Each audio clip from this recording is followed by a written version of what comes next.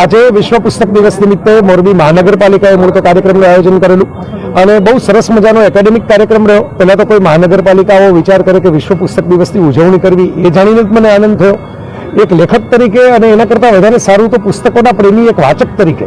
પુસ્તકો હું ઘણા ખરીદું છું, ઘણા ઘરમાં પણ રાખું છું। મને બહુ વિશેષ આનંદ થયો કે ભાઈ આજની પેઢીને આપણે સમજાવીએ કે ચાલો પુસ્તકોનું શું મહત્વ છે। તો અમે સરસ રીતે વાતો કરવાનો પ્રયત્ન કર્યો, ઘણા દેશ દુનિયાના વિવિધ સંસ્કૃતિઓના દાખલાઓ આપ્યા, અને એ આપણી પાસે તો એક અદ્ભુત વારસો છે। ભારત પાસે તો જ્ઞાનનો બહુ મોટો વારસો છે, અને પુસ્તકો જે છે એ જ્ઞાનનું માધ્યમ છે। માનવજાતનો જે વિકાસ થયો છે એમાં પુસ્તક બહાર પડવાના શરૂ છે, એ બહુ મોટો એને ભાગ ભજવો। એને કારણે જ સ્કૂલિંગ સિસ્ટમ આવી, એને કારણે જ જ્ઞાન એકથી બીજા લોકો સુધી પહોંચ્યું, વિજ્ઞાનનો આટલો બધો, ટેકનોલોજીનો આટલો બધો વિકાસ થયો। તો આ બધાને ધ્યાનમાં રાખતા આવતીકાલની પેઢીએ મોબાઈલમાં બધું બીજાનું મળે છે, એટલે કે આપણે કસ્ટમર થઈએ છીએ કોઈક બીજાએ ક્રિએટ કરેલા કન્ટેન્ટના।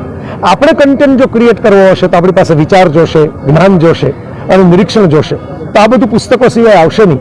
એટલે પુસ્તકો હશે તો ભાષા ખીલશે, પુસ્તકો હશે તો વિચાર આવશે, પુસ્તકો હશે તો જ્ઞાનમાં આપણે બીજાઓ કરતાં વધારે આગળ નીકળી શકશું। એટલે મેં વિષય રાખેલો કે ભાઈ ખાલી વાંચવું એમ નહીં, વાંચવું એટલે જગત જીતવું। આજે જે જગત જીતેલા લાગે છે સેલિબ્રિટીઓ આપણને, એ લોકો પણ સારા વાંચકો છે। આપણને જે લોકો સોશિયલ નેટવર્ક આપે છે કે ટેકનોલોજી આપે છે, એ બધા પણ સારા વાંચકો છે।